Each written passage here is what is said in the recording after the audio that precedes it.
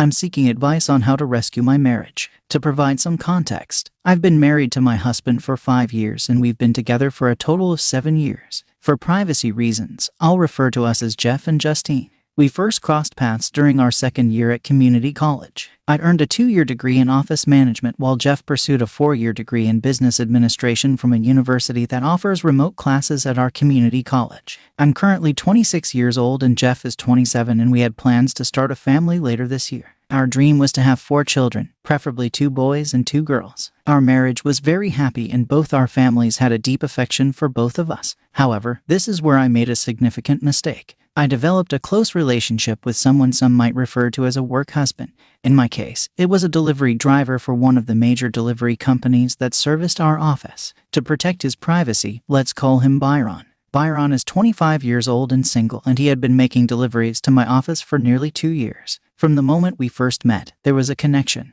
Not a romantic one, but an undeniable chemistry. It's challenging to put into words. I was drawn to him, and we would often chat for at least 10 minutes every time he came by. I eagerly anticipated his visits and made sure to be at the front when it was time for his delivery. One day, our conversation took an unusual turn. Byron mentioned that he had a personal question to ask me, emphasizing its sensitive nature and his desire not to harm our working relationship or cause any offense. I assured him that he could ask me anything without hesitation. He then confided, "I feel a very strong attraction to you and wondered if you felt the same way." I was surprised by his boldness, and I felt embarrassed. I told him, "Give me a moment to collect myself," and then admitted, "Yes, I definitely feel the same way." Byron responded, "If you weren't married, I would have asked you out a long time ago." I thanked him for the compliment and he left, and that was the end of it. Over the next week, our interactions were brief and somewhat uncomfortable whenever he made his package deliveries. I worried and felt guilty, thinking I might have crossed a line with him. Back at home, Jeff and I were happily enjoying our married life. I want to be clear that I was entirely content with Jeff as my lover, friend, and husband.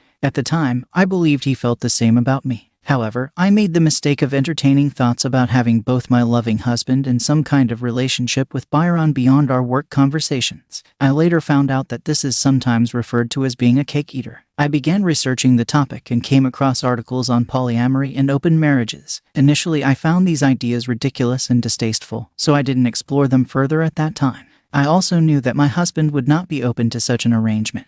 And even if he were, it would strain our marriage and lead to disapproval from both of our families, something I wanted to avoid. Weeks passed, and my married life continued to be as wonderful as ever. But I couldn't stop pondering the idea of connecting with Byron. I started delving back into the subject and stumbled upon a blog post titled, "It Doesn't Hurt to Ask." The post was written by a woman who claimed to be in a successful open marriage. In her blog, she shared her experience of having a great marriage, but wanting to explore a relationship with a man she did volunteer work with. The blogger discussed her struggle in approaching this topic with her husband without jeopardizing their marriage. She admitted to keeping these feelings bottled up for over 2 years. Then, one day during a long drive, she gathered the courage to bring it up. To her surprise, her husband was quite receptive. To cut a long story short, they decided to open their marriage and now both have partners outside their marriage, seeing them 3 to 4 times per month.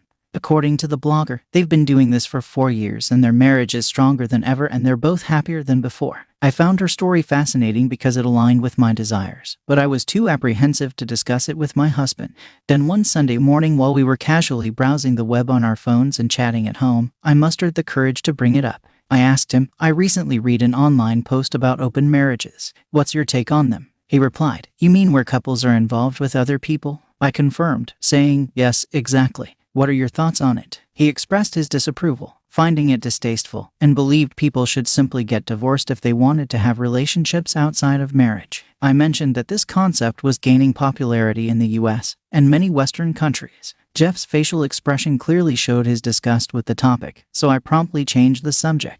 I decided not to bring it up again, as I didn't want to risk harming our strong marriage based on his reaction. A few weeks passed, and Jeff and I were enjoying an affectionate moment in bed, filled with love after an intimate encounter. I was resting on his chest, unable to see his face when, out of the blue, he asked, "Who were you thinking of when you brought up open marriages last week?" His question caught me off guard and I felt a knot in my stomach. I slowly lifted my head to look at him and replied, "What are you talking about? What do you mean?" Jeff explained that he had done some research suggesting that if a woman brings up the idea of an open relationship with her partner, it typically means she has either already cheated or is keeping someone as an option. I was once again taken aback, or more accurately, I was deeply unsettled, and Jeff could see it. He said, "I know you too well. I can sense you're keeping something from me, so be honest." I fell silent, averted my gaze, and then admitted that I had not been unfaithful and had no intention of being so. However, I confessed that if we ever considered an open marriage, there was a work colleague I might consider. Jeff then asked me to tell him about this work friend.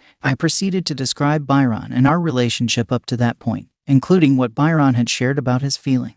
However, I didn't reveal that I had reciprocated those feelings. Then Jeff said something that deeply unsettled me. He remarked, "You know, technically you've already betrayed me." I firmly refuted his claim, insisting that I hadn't. He responded, "Well, the relationship you have with this guy Byron is approaching what's known as an emotional affair." I was unfamiliar with this term, so Jeff proceeded to explain it to me. Growing increasingly frustrated, Jeff suggested we drop the conversation as he needed rest for an early start the next day. He soon fell asleep, but I found myself unable to rest. Instead, I reached for my phone and searched for information on emotional affairs, reading various articles and posts about the topic. To my dismay, Jeff was right. What I had with Byron closely resembled an emotional affair. In fact, let me rephrase that, it was an emotional affair. I felt overwhelmed by guilt, as though I had betrayed my husband. My inability to sleep led me downstairs, where I prepared some tea. I ended up dozing off on the couch around 4 a.m. At approximately 6:45 a.m., Jeff woke me up with a kiss, informing me that he was heading to work and that it was nearly 7 a.m., urging me to start my day.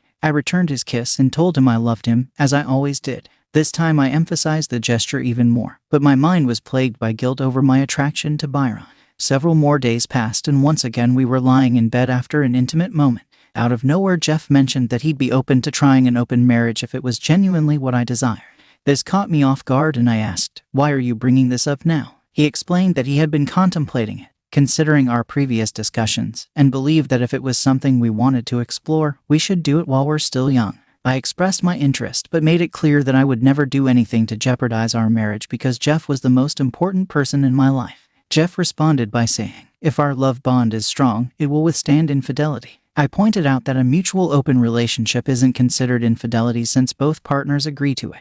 However, he didn't acknowledge that and simply said, "Consider our marriage to be open starting right now." This took me by surprise, and I urged him to slow down, emphasizing the need to establish ground rules. He mentioned 3 ground rules. 1. We needed to communicate in advance when and with whom we were going to be involved. 2. After any encounters, we had to share the fact with each other without going into explicit details. And 3. We must use protection for all intimate activities without exceptions. I agreed to these stipulations and suggested a couple more. 4. That we keep our open marriage confidential, and 5. That we promise our extramarital relationships would not harm our marriage and we would remain committed to each other. However, Jeff couldn't agree to these additional points. When I asked why, he simply stated that he couldn't and didn't want to discuss it. I felt uneasy about this situation because it was unlike Jeff's usual character. Despite my concerns, I cuddled up to him and we fell asleep. My conversations with Jeff left me unsettled about the idea of an open relationship, as if he had some hidden agenda. So for the following month, I didn't pursue the open relationship, and we continued to live our lives as usual. During this time, I distanced myself from Byron at work, engaging only in brief, superficial discussions about topics like the weather and our busy schedules. Then, one day, Byron expressed that he missed our conversations and asked what was bothering me. I explained that I had been busy both at the office and at home, which left me with little time for our chats. Internally, I debated whether to disclose my open marriage to him. Ultimately, I decided to do so, but I deeply regret it now. Recognizing that the office wasn't the appropriate place for such a conversation, I proposed meeting for a drink after work. He agreed, and we arranged to meet at a local bar with outdoor seating due to the pleasant early spring weather. During our meeting, I revealed my recently opened marriage and directly asked him if he would be interested in a relationship with me. Without hesitation, he said yes and mentioned that he had been eagerly awaiting my decision, respecting my space without pushing. He admitted to having dreams about me for months. Much of our conversation during the meeting revolved around sexual topics. It was a Tuesday, and we decided to meet the following day at his apartment right after work. I emphasized that I needed to leave by 6:30 p.m. to prioritize my husband. That evening, I prepared a lovely dinner for Jeff, and afterward, I disclosed my conversation and upcoming meeting with Byron. I explained that we had set a date for the next day, and asked if he was still on board with our open marriage. Jeff seemed taken aback and asked, "So, you're going to meet him tomorrow?" I confirmed this, but reassured him that we could still reconsider because he and our relationship were my primary focus. Jeff agreed to proceed. albeit with a somewhat distant and stiff hug, unlike our usual embrace. I attributed this to nervousness. We didn't engage in much conversation that night as Jeff was working in his office, and I had office work to attend to as well. We went to bed and I cuddled with him, attempting to initiate intimacy, but he declined, citing fatigue and the need for sleep. When I woke up the next morning, Jeff had already left and sent me a text explaining he had an early meeting and forgot to inform me about it. He assured me he'd see me later that night. This behavior was unlike him, but I brushed it off, got dressed, and headed to work. I dressed in a cute outfit that day, knowing that Byron and I would be meeting after work. Throughout the day I texted Jeff, but he didn't respond. I contemplated canceling my date with Byron, a decision I now deeply regret. However, at 4:17 p.m., I received a text from Jeff expressing his love and confirming our plans for the evening. I felt relieved and took this as a signal from him to proceed. Byron and I met, and the physical encounter was satisfying, though not quite reaching the level of satisfaction I experienced with Jeff. There were no feelings of love, but the sheer lust and the taboo nature of our actions made it very fulfilling. I left his place after about an hour and a half and arrived home just after 6:40 p.m. To my surprise, Jeff was not home yet. I was okay with this as it gave me time to shower and wash my clothes to remove the scent of Byron's cologne. I didn't want Jeff to detect it. Despite feeling physically fulfilled, I was overwhelmed by guilt, shame, and remorse, and I just felt dirty. I had a genuine inner conflict and was nervous. I decided to prepare a quick but special dinner for Jeff, lighting candles to set the mood. I wanted to ensure that he understood how much I loved him, and that the physical encounter with Byron meant absolutely nothing to me. It was purely physical, and nowhere near the level of love and physical satisfaction I share with him. Don't be deceived by this. I was hoping that our night would conclude with us making love. That's just unpleasant. I understand that some of you might view this as selfish and outright distasteful, but please keep in mind that I used protection for everything I did with Byron, and there was no exchange of bodily fluids of any kind. At 7:30 p.m., Jeff still hadn't returned home, so I attempted to call him, but it went straight to voicemail, so I sent him a text stating that I was home and had dinner waiting. I received no response. It was now 8:50 p.m., and I was growing worried. I continued calling him, leaving messages and sending texts. Around 9:30 p.m. I received a text from him, saying not to wait up as he would be home late. I replied, asking where he was and who he was with, but he didn't respond. Exhausted, I fell asleep sometime after midnight. I was awakened by the sound of the shower running in the spare bathroom, so I went to investigate.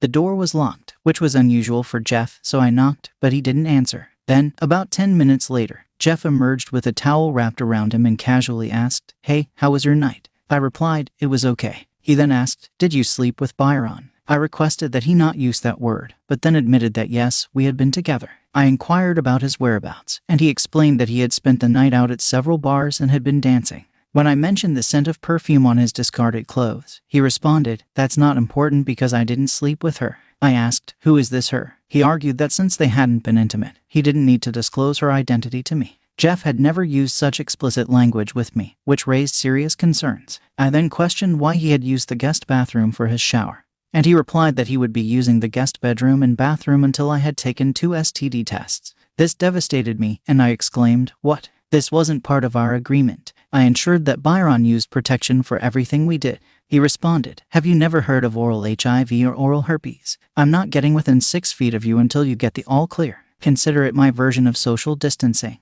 I was deeply upset, tears streaming down my face, and I told Jeff that I wanted to close the marriage as this was the last thing I wanted to happen.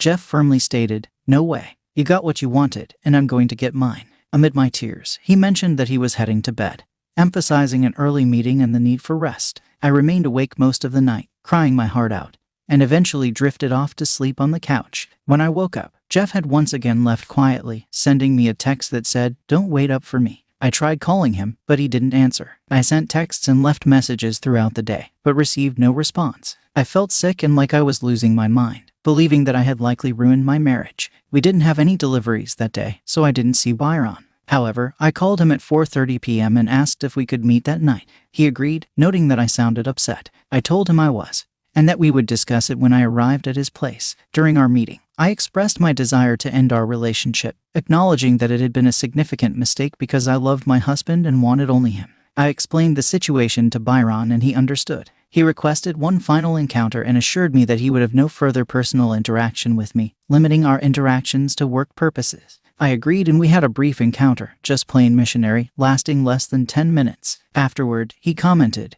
"That was terrible. You just lay there like a tree trunk." I apologized and admitted that this whole situation was a huge mistake and not his fault. I got dressed, gave him one final hug, and left. Before I left, Byron remarked, "I'll never understand women like you." I asked for clarification and he simply replied, "Nothing, no comment," with a look of complete disgust on his face. I quickly departed, tears streaming down my face during the entire drive home. How could I have been so foolish? I had destroyed my marriage, and for what? For absolutely nothing. I felt like the most foolish person on the planet and once again just felt dirty. Jeff didn't return home until 1 a.m. that night. I felt sick, knowing that I had single-handedly ruined my life. On Friday, Jeff did the same thing, leaving before I woke up and texting me not to wait up for him. This emotional distance and coldness were devastating to my soul. I loved spending time with my husband in the mornings, evenings, and weekends, preparing his meals, cuddling, going for walks after dinner, and simply chatting about trivial matters. All of that had disappeared and I missed it terribly.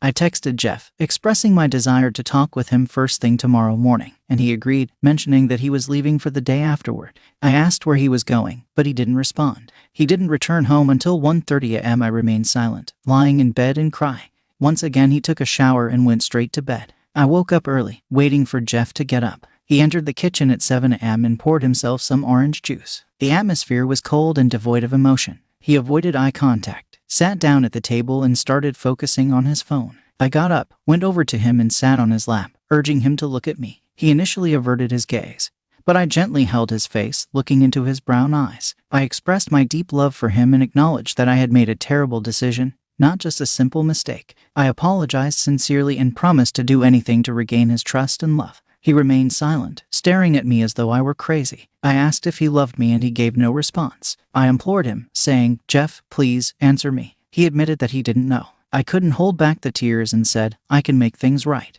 He replied, "I don't think you can." In my frustration, I called him a bastard and accused him of planning all this, suggesting he set me up for divorce. He denied this but admitted that when I introduced the idea of an open marriage, he sensed our relationship was likely doomed based on what he had read. I questioned why he hadn't just put his foot down and insisted that I end all contact with Byron.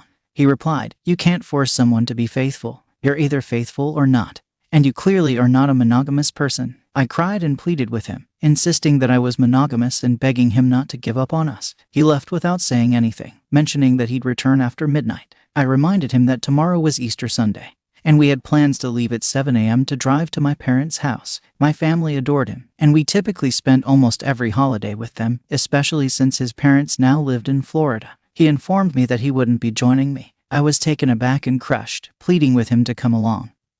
But he simply responded coldly with a no. Worried about what I would tell my parents, I asked him, and he callously replied that he didn't care, suggesting I should just tell them the truth. Despite my begging and pleading for him to stay home with me, he got dressed, grabbed a gym bag of clothes, and left the house. I'm emotionally shattered and feel utterly defeated. I'm reaching out to the community here for any advice and steps I can take to salvage my marriage. I'm particularly interested in hearing from people who have faced similar challenges with open marriages and whether it's possible for a couple to recover from such a breach of trust. I greatly appreciate insights from those who have successfully reconciled after being in an open relationship. Thank you for taking the time to read my story. I'm going back to bed now where I'll spend the day in tears. Update. I wanted to provide everyone with an update. First and foremost, I want to express my gratitude to those who offered feedback and support. Your words have been a source of comfort during these past few days. I'm aware that many people rightfully criticized me and used harsh language, and I acknowledge that I deserve it. I value your input as well. Easter Sunday and today have been incredibly challenging for me, among the most difficult days of my life. I drove to my parents' home and upon arriving their first question was about Jeff's whereabouts. To avoid causing any disturbance during our family gathering, I fabricated a story telling them that he had a work emergency and couldn't make it. I chose this path to spare everyone's feelings. Initially, my family bought my explanation, but as the day progressed, their suspicions grew, mainly because I wasn't communicating with my husband as I typically would. To divert their concerns, I sent several fake texts, pretending to receive replies from him. I informed them that he was still occupied at the office and would contact me the following day. The reality, however, is that he didn't call or message me at all, not even to check on my well-being. This was incredibly disheartening. I had planned to spend the night at my parents' house and disclose our marital issues on Monday. I dreaded this conversation because I knew they would express their disapproval and disappointment. As expected, when I told them this morning, it unfolded just as I had anticipated. They raised their voices, used hurtful language, claimed they hadn't raised me to behave this way, and made various other harsh comments. They even contacted my sister, who joined in reprimanding me. I cried and expressed my apologies to them. I acknowledged the terrible mistake I've made and assured them that I've learned from it and won't repeat it in the future. I emphasized that my primary focus now is to regain Jeff's love and trust. In the end, even though they were quite upset with me, they conveyed their love and mentioned that they would pray for the possibility of saving our marriage. On Monday evening, I returned home. Throughout the day, I made attempts to call and message Jeff, but received no response. Upon arriving home, I discovered a note on the kitchen counter stating that he had gone to Florida to visit his parents and would be back on Sunday. I felt an overwhelming sense of guilt knowing that our plans to visit his parents in early May were now jeopardized because of my actions. I can't help but despise myself. That's all I can say for now. I'm just overwhelmed with depression and sadness. What worries me the most is that I've stopped crying. The pain and remorse I carry within me now runs so deep that tears no longer offer any relief. Update. Now I have both bad news and good news to share. First, the bad news. I am divorced. The divorce was finalized back in December. In the end, Jeff decided that he couldn't continue the marriage after my involvement with another man. He expressed that he could never trust me again and felt uncomfortable being seen in public with me. He believed that getting a divorce restored his sense of masculinity. I disagree with this perspective because I believe he never lost his masculinity. It's worth noting that only our families know about my brief connection with Byron. No one else is aware of it. Now for the good news, or rather, the great news. Jeff and I started dating again last month. We rekindled our relationship on Valentine's Day and it has been amazing. We see each other only when he wants, which amounts to about once a week. Interestingly, our passion and chemistry are even stronger than when we first got together 7 years ago. Jeff has made it explicitly clear that our relationship is purely physical and we will never be married, live together, or be a couple again. That's the latest update from me and I might not post again unless there's a significant development. However, I would truly appreciate your thoughts on my situation. Do you think I'm making a mistake by dating Jeff again? Should I consider moving on to find a new love and start a family with someone else instead? Just to clarify, Byron is not in the picture and never was. He was a regrettable decision I won't repeat. Thanks and I hope you have a fantastic St. Patrick's Day. Story 2. Now let's move on to another exciting one. Stay tuned and let's dive in. I'm a 26-year-old woman and I found myself in a situation that's a bit embarrassing to explain.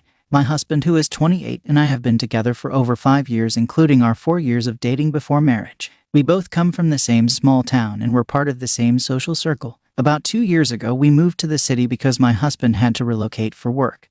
But we still visited our hometown occasionally. During last Christmas, we returned to our hometown to celebrate with our families. It was then that I discovered some of my husband's old friends were also in town, and he had invited them over for dinner. I was more than happy to host them. However, it was when I met my husband's childhood friend, who had a charming boyish smile that captivated me, that I began to feel a longing for something more in life. On Christmas Eve, we couldn't help but exchange meaningful glances. I noticed how he would discreetly check me out whenever I stood up, and it oddly boosted my ego. Nothing more happened that night. However, since Christmas, we've been chatting almost daily. Our conversations gradually became more flirtatious, and I found myself yearning for a physical relationship. We had planned to stay in our hometown until New Year's, so we threw a big New Year's party and he was there. It was a couple of hours into the night, after everyone had gone to sleep and my husband had passed out on the couch, when I struck up a conversation with his friend. One thing led to another, and before we knew it, we were in the attic, which used to be my old bedroom, succumbing to our physical desires. A sense of clarity washed over me after that moment of intimacy. I realized what I had done and I couldn't stop crying. I thought it might have been better to confess to my husband. When we returned to the city, that's precisely what I did. The aftermath was devastating. My husband's reaction was explosive and he stormed out of the house, not returning for 2 days. When he finally came back, I learned that he had confronted his friend and even resorted to violence, making him promise to stay away from me. After he had calmed down, he expressed his willingness to work on our relationship, which brought me a sense of relief. We attended therapy for 2 months after the incident, putting in a lot of effort to give our relationship another chance. However, I had taken my husband's easygoing nature for granted. 2 months later, one night while my husband was on a night shift, I received a flirty message from his friend. I couldn't resist and found myself in a full-fledged sexual chat. This time, though, I made the decision that if my husband didn't know, it couldn't hurt him. So I kept it a secret and enjoyed both my husband's affection and the intimacy with his friend. However, life had different plans for me. My husband discovered my affair less than a week after it began, and he was furious, to the point where I was afraid to talk to him. After a confrontation, he demanded that I pack my bags and leave immediately, leaving me no choice. I returned to our hometown and stayed at a motel for a couple of days, hoping he would reach out and ask me to come back home. I acknowledge the pain I've caused, but I'm struggling to come to terms with the extreme step he took by kicking me out of our home. I then moved into my grandparents' house and couldn't find the words to explain what had led to the end of our long-term relationship. My doubts about the respect in our relationship and how it might impact our healing process have left me in a state of mental chaos. I not only feel disappointed in myself for my actions, but also don't know how to reconcile with it all. If anyone has advice for someone in my situation, I would greatly appreciate it.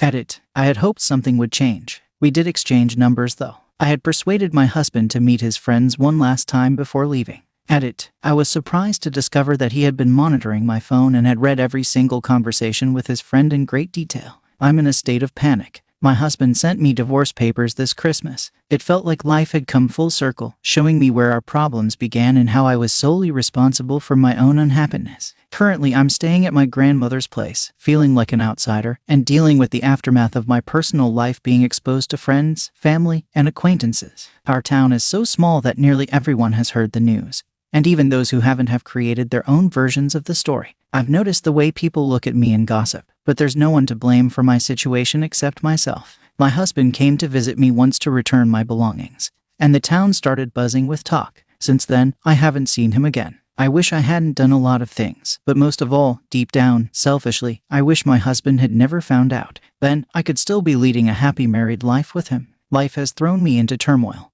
and I'm trying to find stability amid this chaos. Perhaps someday I'll learn to forgive myself and build something new. But for now, it's one day at a time. Please feel free to send me any messages with your opinions on how I should approach life from here on out.